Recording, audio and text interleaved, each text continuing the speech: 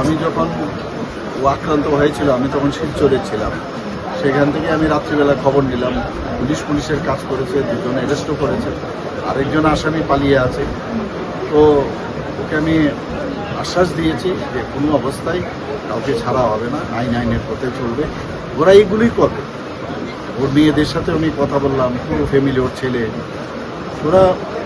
ওরা এই যে ঘটনা ঘটলো এর জন্য আরও বেশি কিন্তু ওরা ক্রোধ বেড়ে গেছে। কাজেই কাউকে মারপিট করে তার যে স্তব্ধ করে দেওয়া সেটা সম্ভব নয়। And he is a brave বয়। আমি ওকে বলেছি কালকে, মানে আমি যা যা করার হসপিটালে আমি বলে দিয়েছি, দেখানো সব করে দেবে, সময় পাচ্ছে না এখন। তো এগুলো করে মানুষ এগুলোকে ভালোভাবে নিচ্ছে না। দেখুন কি অবস্থা, একটা ফ্যামিলির মধ্যে মানুষ রাজনীতি করবে, তুমি তোমার যুক্তি দিয়ে তুমি বুঝাও গণতন্ত্রতে গায়ের জোর কেন? মারধর করে তো বহু বছর ধরে চলছে ত্রিপুরাতে, কংগ্রেসও করেছে, সিপিএমও করেছে, এখন মোথা করছে, এর আগে আরেক পার্টি করেছে। আমরা চাই তুমি তোমার বক্তব্য রাখো।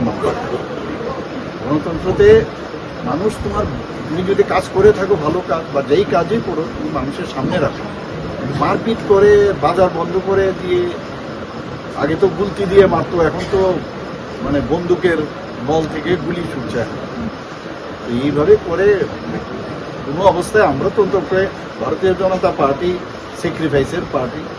আমাদের আপনারা সবাই জানেন যে ডক্টর শ্যামাপ্রসাদ মুখার্জি বলিদান হয়েছেন দেশের জন্য, পণ্ডিত দীনদয়ালজিও বলিদান হয়েছে, ত্রিপুরাতেও অনেক আমাদের কার্যকর্তারা বলিদান হয়েছেন, আপনারা সবাই জানেন। নিশিকান্ত চাকমা থেকে শুরু করে চানমোহন ত্রিপুরা সবাই। কাজে এর জন্য আমাদের এখানে কার্যকর্তারা ভয় পান।